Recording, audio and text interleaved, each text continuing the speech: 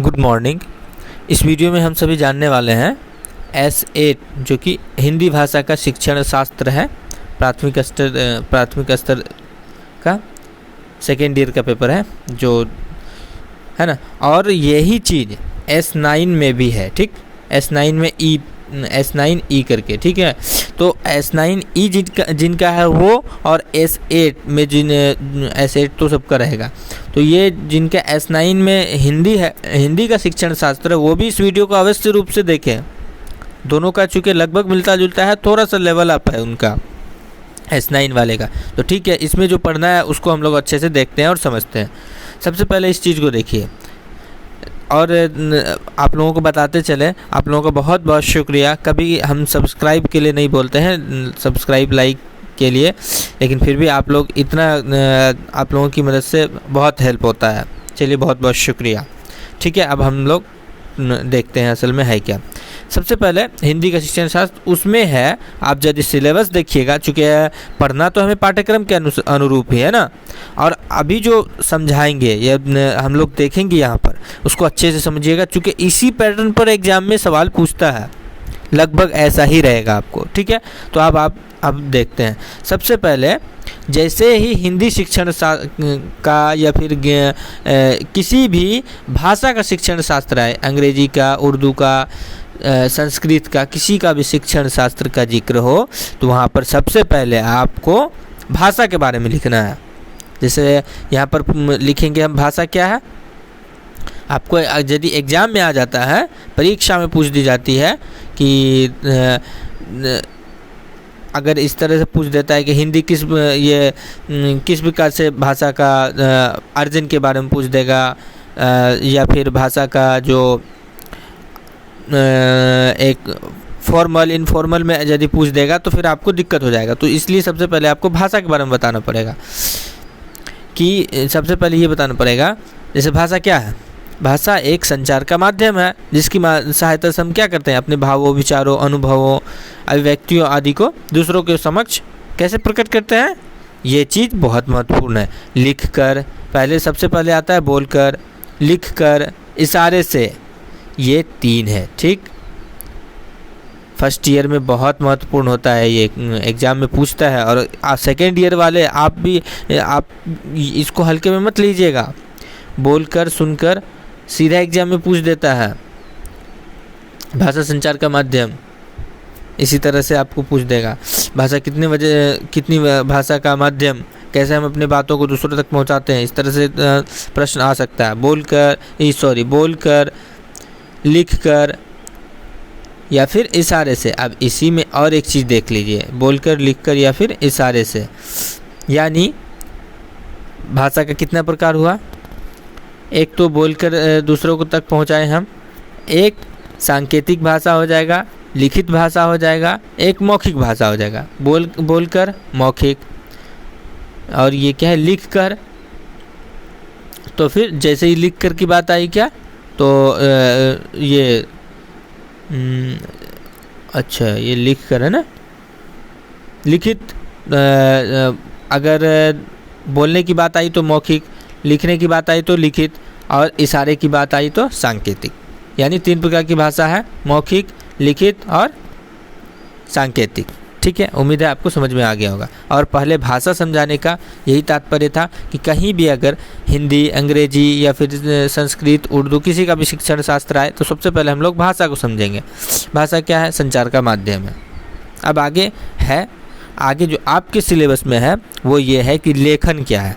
ठीक है, तो लेखन देखिए, अभी हमने पढ़ा भाषा के बारे में, तो उसमें क्या था, हम अपनी बातों, विचारों, अनुभवों, व्यवहारों, भावनाओं आदि को दूसरों के समक्ष कैसे प्रकट करते हैं, बोलकर, लिखकर या फिर इशारे से।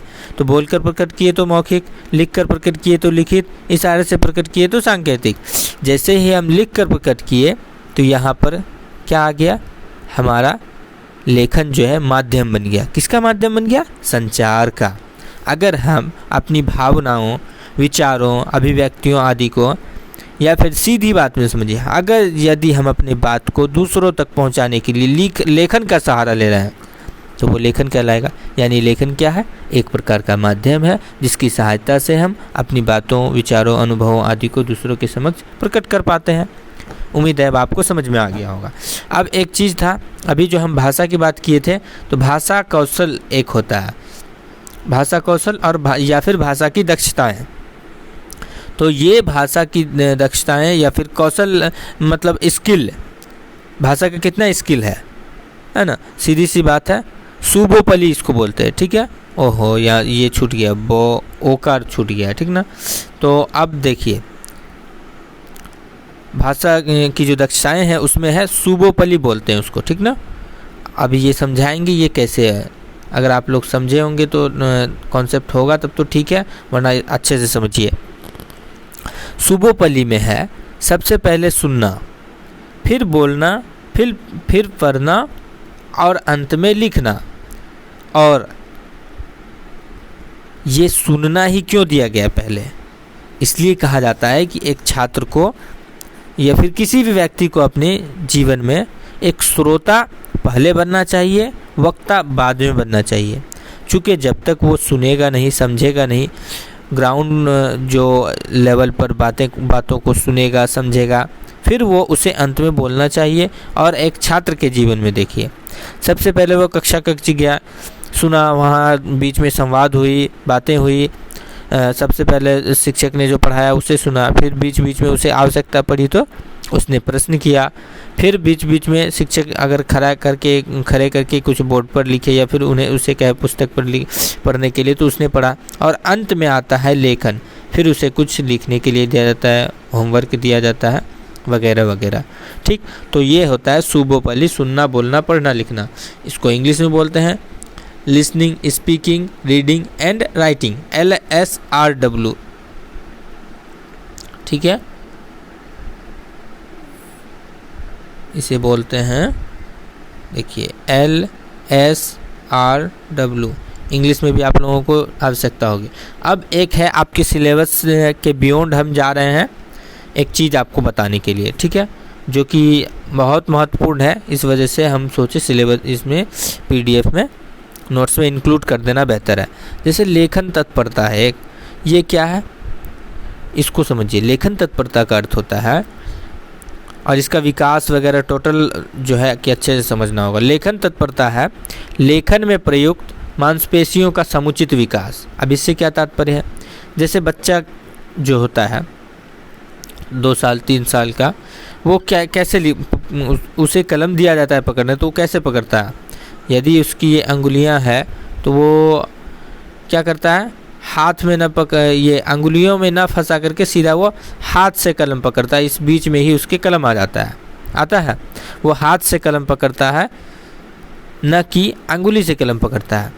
तो मतलब क्या है, क्यों ऐसा किया उसने? चूँकि उसका जो अंगुली जो थे उनके फिंगर्स जो हैं उनका विकास सही तौर पर नहीं हो पाया है ना, उनका विकास सही तरह से नहीं हुआ है। इसी वजह से वो पूरे हाथ से ही उसको पकड़ता है। यदि हम बोर्ड पर रहते हैं या लाइव रहते हैं तो हम आपको बेहतर तरह से समझा पाते हैं। हाँ ठीक है, अब जो है ना कोशिश रहेगी इधर ही संडे से कि वो प्रीवियस ईयर जो क्वेश्चन है उसको सॉल्यूशन के साथ हम लाइव आप लोगों के साथ शेयर करेंगे और अच्छे से समझाने की कोशिश करेंगे, ठीक है। अब इसको देखिए आगे क्या है। लेखन में प्रयुक्त मांसपेशियों का समुचित विकास ही लेखन तत्परता है, ठीक। अब यदि बच्चा कलम पकड़ नहीं पा रहा है और हम उसको लिखने के लिए मजबूर कर रहे हैं कि नहीं तुम क लिखो तो लिखो, ख लिखो तो लिखो, तो ये गलत है, ठीक है। जब तक बच्चे को लेखन तत्परता नहीं आ जाती है, बच्चे को लेखन के लिए प्रेरित या फिर उसे जोर नहीं देना चाहिए लेखन के लिए, ठीक है। यदि वो लेखन तत्परता आ जाती है उसमें, फिर भी उसे हम डायरेक्ट नहीं कहेंगे क लिखो, ख लिखो, तब उसे हम ये सब जो प्रारंभिक आकृतियाँ होती हैं प्रारंभिक लेखन के तौर पर, इनका हम सहारा लेंगे। पहले कहेंगे चलो बेटा ऐसे लिखो, फिर इस तरह से बना दो, इस तरह से बना दो। तो ये क्या है, बच्चे को जो है एक चित्र की तरह हुआ, जो कि बच्चे को लगेगा कि हम कहाँ लिख पढ़ कहाँ रहे हैं, हम तो बस खेल कर रहे हैं, चित्र बना रहे हैं, आकृतियाँ बना रहे हैं। लेकिन ये आकृतियाँ उन्हें किस प्रकार है मदद करेंगी, ये आप बखूबी समझ सकते हैं, क्योंकि आप एक भावी शिक्षक हैं। और आप लोगों को जो ये सिलेबस, ये पाठ्यक्रम में ये सब सम्मिलित किया जाता है, इसका कारण भी असल में यही है कि आप इसको समझें। यदि आप समझ लेते हैं अपने मकसद को, तो आप बच्चों के समक्ष अपने जो मकसद है उनमें कामयाब हो पाइएगा और उसको बच्चों के समक्ष अच्छे से प्रस्तुत कर पाइएगा। ठीक है, अब है क्या, लेखन बिना तत्परता के बच्चों को, लेखन तत्परता हुए बच्चों को लेखन के लिए बात नहीं करना चाहिए, ये इसका लैक है। ठीक ना, इसमें कमी है, ऐसा नहीं करना चाहिए। लेखन तत्परता के विकास होने पर ही बच्चा सुगमतापूर्वक लिख पाता है। यदि बच्चे का लेखन तत्परता का विकास सही तौर पे हो पाया तो वो कलम सही से पकड़ेगा। तब जब वो कलम सही से पकड़ना शुरू कर देगा, फिर भी हम उसको डायरेक्ट नहीं बोलेंगे, सीधे नहीं बोलेंगे क लिखो ख लिखो। कुछ आकृतियाँ जो सरल आकृतियाँ हैं, पहले सरल देंगे, ये देंगे, ऐसे देंगे, ये सब, फिर धीरे धीरे कॉम्प्लेक्स बढ़ाते जाएंगे। तब लास्ट में इस तरह की आकृतियाँ दे करके आपको लिखाएंगे। और ये एग्ज़ाम में आता है, बच्चों के नहीं, आपके डीएलएड एग्ज़ाम में पूछ देता है प्रारंभिक लेखन में, या फिर बच्चों के लेखन तत्परता का विकास कैसे किया जा सकता है, इसको अच्छे से समझिएगा। बच्चों में लेखन क्षमता का विकास किस प्रकार किया जा सकता है, तो ये सब आपको लिखना पड़ेगा। अब है आगे प्रारंभिक लेखन के कुछ उदाहरण। प्रारंभिक लेखन क्या है, जैसे लेखन से जो हम प्रारंभ में सिखाते हैं बच्चों को, वही सब आएगा प्रारंभिक लेखन में। ये भी प्रारंभिक लेखन में ही आएगा। और जैसे प्रारंभिक लेखन में हम क्या करते हैं, बच्चे को प्रेरित करते हैं लिखने के लिए, है ना, बच्चे को सिखाते हैं। तो ये तो हमने सिखा दिया कि बच्चे में लेखन तत्परता नहीं है, तो जब आई है बच्चे में लेखन तत्परता, तो धीरे धीरे इन सब आकृतियों की मदद से हम उनमें अक्षर का ज्ञान, अक्षर लिखने का ज्ञान उसमें विकसित करेंगे। अब क्या, बच्चों को प्रारंभ में सीधे अक्षर लिखने के लिए नहीं सिखाना चाहिए, पहले उपर्युक्त आकृतियों पर ही अभ्यास कराना चाहिए। ठीक है, अब जो प्रारंभिक लेखन है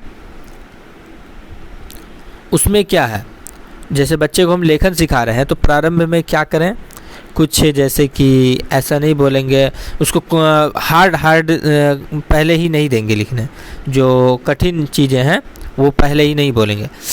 इस प्रकार से उसे यहाँ प्रारंभिक लेखन, देखिए अगर नहीं समझ में आ रहा है, प्रारंभिक लेखन क्या है, प्रारंभ में या फिर लेखन से पूर्व, जैसे लेखन तत्परता आ गया, लेखन तत्परता इसी में आएगा। और जो फिर जैसे हम लिखने के लिए बच्चे को सिखा रहे हैं, तो लेखन एक तरह से देखिए एक संकीर्ण कार्य है। पठन जो है कि वाइड रेंज है, वो जैसे हम इतना सारा पढ़ते हैं, लेकिन एग्ज़ाम में आता है कितना है, एग्ज़ाम में इतना ही लिखने के लिए आता है ना, इतने समय से थोड़ा यहाँ से आता है, थोड़ा यहाँ से, थोड़ा यहाँ से, इस तरह से छाट करके लगभग थोड़ा सा आता है। तो पढ़ना जो है कि एक वाइड रेंज है और लिखना एक नैरो संकीर्ण काम है। तो उसी में है क्या, लेखन के लिए जब बच्चा हो जाता है तो बच्चे को प्रारंभिक लेखन में, तो बच्चे को रुचिकर चीज़ें देनी चाहिए, जैसे कि उसको चित्र बनाने देना चाहिए, जो कि हम पहले थोड़ा सा दिखाए। उसके बाद क्या, चित्र द्वारा बच्चे को कहानी बनाने के लिए, जैसे एक प्यासा कौवा वाला, पानी वाला, आप लोगों ने याद होगा तो आप लोगों ने पढ़ा होगा, जो प्यासा कौवा पानी जो पीने के लिए कंकड़ डालता है ना, तो वो उस तरह से बच्चे कहानी लिखेंगे। अपनी रुचि के बच्चे जो है कि बच्चे को अगर उनकी रुचि के अकॉर्डिंग शिक्षक शिक्षण कराए तो बच्चा बहुत रुचिकर माहौल में सीखेगा। तो क्या है, बच्चे को उसकी रुचि के बारे में लिखने के लिए कहना, बेटा तुम्हें क्या पसंद है, वो बोलेगा गाय ज़्यादा देखता है, चलो गाय के बारे में थोड़ा सा लिखो, क्या है गाय कैसा होता है, नहीं भी होता है होगा तो वो कोशिश करेगा लिखने का, क्योंकि वो उनकी रुचि का चीज़ है। कहानी को आगे बढ़ाकर लिखना, अब जैसे कि प्यासा कौवा वाला ही बताया, आधा दूर अगर लिखा हुआ है वो कहानी, तो आगे आधा क्या करेगा, बच्चा उसको लिखेगा। ठीक है, अब है सुलेख। देखिए अच्छे से अच्छा, एक चीज़ छूट गया है, उसको हम बता देते हैं अभी। सुलेख है, जैसे कि अगर हम कुछ जैसे एक पाठ है, उस पाठ को बच्चा देखकर लिखता है, ये पाठ है, इस पाठ को यदि बच्चा देखकर लिखेगा तो ये सुलेख कहलाएगा। और यदि शिक्षक बच्चे को बोलकर लिखाता है, शिक्षक बच्चों के समक्ष बोलता है और बच्चा लिखता है तो वो श्रुतलेख कहलाता है, जिसको डिक्टेशन कहते हैं, डिक्टेशन राइटिंग। अब है लय, जैसे लयात्मक शब्द हुआ तन, मन, धन, नानी, नाना, नाना, दादा, नानी, दादी, पानी, नानी, इस तरह से जो वर्ड शब्द होता है ये बच्चे को लिखाना चाहिए। इससे बच्चों में का जो प्रारंभिक लेखन है उसका विकास होगा, और इस तरह से जब इनका विकास हो जाएगा तो वो लेखन में गुणवत्तापूर्ण, उनके लेखन में गुणवत्ता आ जाएगी। अब जैसे कि बच्चों को जो विद्यालय में प्रारंभिक या माध्यमिक उच्च प्राथमिक विद्यालय में आप देखते होंगे एक एक कार्य के लिए बच्चों को आवेदन लिखने के लिए प्रेरित किया जाता है, बच्चों को निबंध दिया जाता है। क्यों? क्योंकि उनका जो लेखन क्षमता है उनका विकास किया जा सके। बच्चे को आवेदन देने के लिए अगर उसे छुट्टी चाहिए तो नहीं, छुट्टी डायरेक्ट नहीं मिलेगी, आपको आवेदन देना पड़ेगा। कहानी लिखने के बारे में, ये सब के बारे में हम लोग प्रतियोगिता कराते हैं कि चलो कोई कहानी लिख करके लाओ, कोई कविता बना करके लाओ। तो इस तरह से बच्चों के सामने जो उनकी लेखन क्षमता है उसका विकास करने का हम लोग प्रयास करते हैं। और एक बात जो हम बोल रहे थे बताना है वो ये कि पठन, ये थोड़ा महत्वपूर्ण है जो कि आपके सिलेबस में नहीं है। पठन क्या है? पठन दो तरह का, ठीक ना, एक मौन पठन, एक गहन पठन। मौन और गहन ये एग्जाम में आता है, इसलिए हम सोचे इसको छोड़ना नहीं चाहिए। अचानक दिमाग में आ गया, निकल गया था। मौन है क्या? जो हम अस्थिर से पढ़ते हैं, अपने मन में जो केवल हम ही को सुनाई देता है। और गहन क्या है? इस तरह से पढ़ना जो कि आपके साथ साथ और भी सुने, जोर से पढ़ना। ठीक है, उम्मीद है समझ में आ गया होगा। अब देखिए और एक चीज़ जो है लेखन कौशल के लिए अभ्यास अत्यंत आवश्यक है।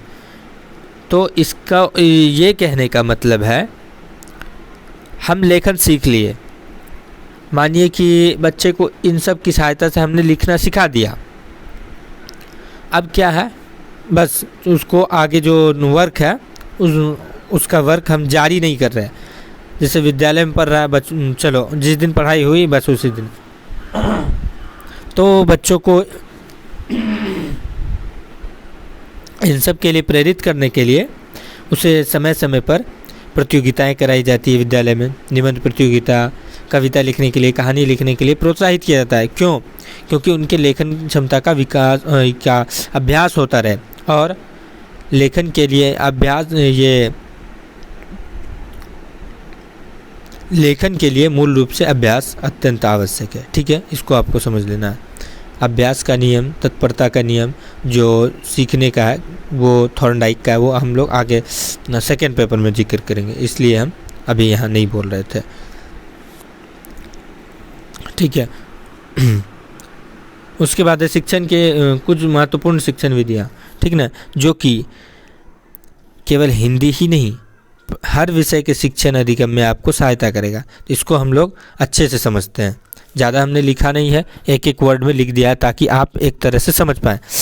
व्याख्यान क्या है? व्याख्यान विधि है, एक तरफा संप्रेषण होता है। ठीक है, इसमें केवल शिक्षक बोलते हैं, बच्चे श्रोता मात्र होते हैं। और ये प्राचीन विधि है, ये होते थे कह लेंगे। और आदर्शवाद है। आदर्शवाद की अवधारणा से क्या मतलब है? आदर्शवाद की अवधारणा से अर्थ है कि इसमें शिक्षक महत्वपूर्ण होता था, शिक्षक जो बोलता था वही बच्चे करते थे। पर अभी आदर्शवाद की अवधारणा नहीं है, बच्चे जो बोलते हैं हम लोग वही करते हैं। बच्चों के अनुसार हम लोग शिक्षक कक्षा माहौल बनाते हैं और उनकी रुचि का सम्मान किया जाता है ना। तो जो आदर्शवाद है और ये प्राचीन व्याख्यान विधि जो है ये प्राचीन अवधारणा है और ये बच्चों के लिए उचित नहीं है। ये उच्च कक्षाओं के लिए ज़्यादा सिलेबस को एक बार कवर कर लेने के लिए, जैसे अगर हमको पूरा पुस्तक पढ़ाना है मान लेते हैं कि कॉलेज वगैरह में किस तरह से पढ़ाई होती है, व्याख्यान विधि से पढ़ाई होती है। वहाँ समय नहीं रहता है और वहाँ चूँकि सारे लोग परिपक्व रहते हैं तो ज़्यादा मेहनत करने की ज़रूरत नहीं है कि उसको आगमन विधि से पढ़ाए। आगमन विधि से समझाया जाता है लेकिन उसे ऐसा नहीं है कि मूर्त एग्जाम्पल देकर समझाया जाए, वो उस हद तक परिपक्व रहते हैं कि उसे व्याख्यान विधि से पढ़ाया जा सके। अब आगमन विधि, आगमन क्या है, इंडक्टिव मेथड बोलते हैं इसको। इसमें है पहले हम सामान्य चीज़ें बताएंगे, जैसे कि गणित में भी या फिर हम लोग हिंदी में ही देख लें। बच्चे पहले क्या सीखते हैं, धीरे धीरे अपने आसपास जो भाषाएं बोली जाती हैं सुनते हैं उसी को सीखते हैं। फिर जब विद्यालय में जाते हैं तब उसे व्याकरण की समझ होती है, जैसे किस किस तरह से लिखना है, समय लिखना है। तो वो क्या करेगा, समय तो सुन रहा था, सुना है, लेकिन जब वो विद्यालय जाएगा तब उसे समझ में आएगा कि इस तरह से तालव्य स्व से नहीं दंत स्व से लिखा जाता है, ठीक है, तो उसे समझाया जाएगा। तो धीरे धीरे बच्चे सामान्य से विशेष की ओर आएंगे, यही है। और निगमन है ये, डिडक्टिव मेथड बोलते हैं इसको विशेष से सामान्य की ओर होता है। मतलब इसमें पहले कठिन चीज़ें ही सीखेगा, जैसे कि व्याकरण ही पहले सिखाया जाएगा, बाद में उसे ये अन्य चीज़ें सिखाई जाएगी। जैसे अब गणित में देख लेते हैं, गणित में क्या हो जाएगा, प्रत्येक विधियाँ जो है कि सब विषय में आपको आ जाएगा, इसलिए इसको अच्छे से समझिए। जैसे निगमन विधि है, निगमन विधि में क्या है, बच्चे को जैसे समझा रहे हैं तो पहले ही हम फॉर्मूला बता देते हैं कि देखो आयत का जो आयत का परिमाप क्या होता है, या आयत का परिमाप क्या होता है, वो बोलेगा 2 गुना लंबाई जोड़ चौड़ाई, ठीक है। इस तरह से हम, वो नहीं बोलेगा, एक्चुअली शिक्षक ही उसको समझा देंगे। फिर निगमन विधि में तो बच्चा को यदि उसके बाद फिर बोला जाएगा यदि इसका दूसरे किसी कोई आयत है उसका लंबाई इतना है चौड़ाई इतना है तो आप उसका परिमाप निकालें। तो ये हो गया निगमन विधि। और यदि कक्षा में हम आए और पढ़ाने के लिए बताएं और वहाँ पर हमने शिक्षण कराना शुरू कराया और उस दौरान हमने कहा देखो बेटा ये आयत है और इसमें ये इसकी लंबाई है, ये चौड़ाई है। फिर हम क्या करेंगे, चलो इसको जोड़ लेते हैं, इसको और इसको जोड़ लेते हैं और इसे 2 से गुना कर देते हैं। फिर जब 2 से गुना कर लेंगे तो क्या निकल जाएगा इसका, और फिर बोलेंगे चलो इस टोटल को नापो, ग्राफ पर नापने कहेंगे। जब नापेगा वो 1 करेगा, 2 करेगा, 3 करेगा, इस तरह से उसके दिमाग में खुद कॉन्सेप्ट बैठेगा, ओ तेरी ये तो ऐसा हो रहा है कि इसको जोड़ रहे हैं, इसको गुना कर रहे हैं और इसको 2 से मल्टीप्लाई कर दे रहे हैं। तो यदि उसे ग्राफ पर देंगे खुद एक्सपीरियंस करने के लिए, फिर यदि वो खुद ऐसा करते करते उसमें महसूस हो कि अरे ये दोनों को जोड़ देने के बाद यदि हम 2 से गुना कर देते हैं तो इसका परिमाप निकल जाता है। तो ये हुआ आगमन विधि। और इससे पहले जो था क्या, पहले ही हम उसको सूत्र, यानी ये क्या हुआ, उदाहरण हम दिए, यहाँ से वो सूत्र तक खुद पहुँच गया। और पहले क्या था, ये जो हमने सूत्र बताया कि 2 गुना लंबाई जोड़ चौड़ाई, तो बच्चा को पहले सूत्र ही बता दिया गया, बाद में इस पर अब सवाल दिए जाएंगे। तो ये हो गया निगमन। अब देखिए इसके बाद क्या है, प्रयोग विधि है ना। ये होता है ह्यूरिस्टिक अप्रोच होता है, एक देखिए अप्रोच होता है और एक मेथड होता है, इसको अच्छे से समझिए। अप्रोच में क्या होता है, हमारा दृष्टिकोण, जैसे अगर हम कुछ पढ़ा रहे हैं, जैसे हम ये पढ़ा रहे हैं तो आप लोगों एक दृष्टिकोण क्या है कि आपका जो एग्ज़ाम है वो अच्छे से निकल जाए। और मेरा विधि क्या है, या मेरा जो साधन क्या है, मेरा ऑनलाइन साधन है, यूट्यूब साधन है, आप लोगों को इसके माध्यम से पढ़ा पा रहे हैं।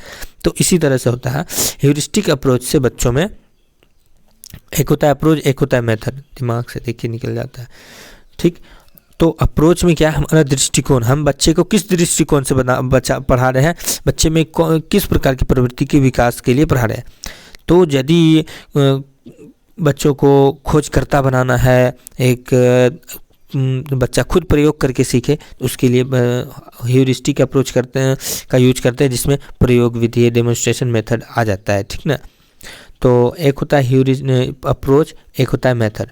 अप्रोच हमारा दृष्टिकोण बताता है कि हम किस दृष्टिकोण से बच्चे को पढ़ा रहे हैं, किस प्रकार की क्षमताएं, योग्यताओं का विकास हमें बच्चों में करना है, तो ये हमारा दृष्टिकोण बताता है। और उसके अकॉर्डिंग हम किस विधि का चयन करेंगे, ये हमारा मेथड बताता है। जैसे व्याख्यान विधि है, तो हमारा दृष्टिकोण क्या है, यहाँ पर बच्चों में, चूँकि बच्चा तो पढ़ा हुआ है, उसका जो सिलेबस है असल में उसको समझाना है। तो इसके लिए हमने किस मेथड का यूज किया, लेक्चर मेथड का। ठीक है, अब आगे हम लोग देखते हैं। प्रयोग विधि हो गया, संवाद विधि, इसको ही बोलते हैं कम्युनिकेशन मेथड। हम लोग बातचीत के माध्यम से, जैसे कक्षा में गए, आप लोग जब लर्निंग प्लान बनाए होंगे या बनाइएगा तो उसमें आप लोगों को संवाद विधि की चर्चा होगी कि किस किस विधि का प्रयोग किया गया। तो संवाद विधि से आपका सबसे महत्वपूर्ण है, क्योंकि बातचीत के माध्यम से हम बच्चों के समक्ष विषय वस्तु को रखते हैं और बच्चे भी हमसे बात करते हैं। बच्चे हमसे बात करते हैं, बताते हैं, अपना अनुभव शेयर करते हैं और हम जो है कि पाठ्यक्रम के अनुसार, सिलेबस के अनुसार बच्चे को नई नई जानकारी देते हैं। तो ये हो गया आपको संवाद विधि। और इसके बाद है फिर प्रश्नोत्तर विधि। तो इसमें है क्या, प्रश्नोत्तर विधि में है क्या, ये संवाद विधि की ही तरह है। इसमें क्या है, हम बच्चों से कुछ छोटे मोटे सवाल कर देते हैं, उसे बच्चे को यदि कुछ समझ में नहीं आता है कक्षा के दौरान, शिक्षण अधिगम प्रक्रिया के दौरान, तो वे कुछ सवाल जवाब शिक्षक से करते हैं। तो इसमें भी बातचीत होती है। तो प्रश्नोत्तर मेथड में है क्या, जैसे हम बच्चा को मन नहीं लग रहा है कक्षा में, बच्चे इधर उधर मतलब कि इधर उधर करने लगे, तो उनकी रुचि के अनुसार 2-3 प्रश्न पूछ देंगे, आसान पूछेंगे जिसमें बच्चा जवाब दे सके और बच्चा प्रोत्साहित हो सके। जैसे वो प्रोत्साहित हुआ, फिर उसका मन फ्रेश हो जाएगा और वो कक्षा में जो है कि कंटिन्यूअसली एकदम फ्रेश होकर के पढ़ने लगे। और ये संश्लेषण पहले ही जो है कि इम्पोर्टेंट चीज़ें पहले ही बता देना। सारांश विधि आपने देखा होगा, खास करके अब तो हिंदी में भी आता है, हमने इंग्लिश में देखा है, समरी लिखा रहता है एक करके और उसमें आपको थोड़ा सा दिया रहता है इतना, जैसे अगर 1 पेज की कहानी है तो उसमें आपको इतना तो लिखा रहेगा उसका समरी। इससे ये समझ में आ जाता है कि अंदर क्या बातें की गई है, एक अंदाज़ा लग जाता है। तो ये होता है संश्लेषण, सिंथेटिक मेथड।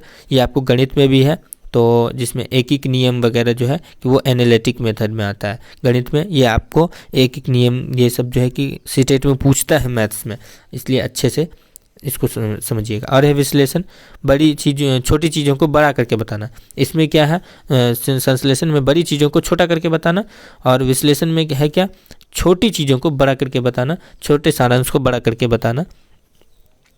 यदि हमें कोई विषय वस्तु समझाना है तो कुछ अगर हम पढ़ा रहे हैं तो उसको पहले ही उसकी मुख्य बातें नहीं बता देना, पहले उसके आसपास की बातें बताना। जैसे अगर हम वातावरण पढ़ा रहे हैं तो डायरेक्ट, जैसे अगर हम मान लेते हैं कि एक पेड़ पढ़ा रहे हैं, तो पेड़ पढ़ाने से पहले हम ये नहीं बोलेंगे कि चलो ये पेड़ है, ये हरा होता है, ये नहीं।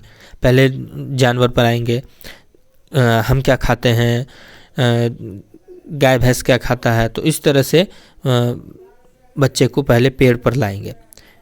तो ये हो जाएगा विश्लेषण विधि। फिर यहाँ पर हम ला करके बच्चों के सामने विश्लेषण करेंगे। ठीक है, तो उम्मीद है आपको वीडियो ठीक लगा होगा। मिलते हैं फिर नेक्स्ट वीडियो में। शुक्रिया।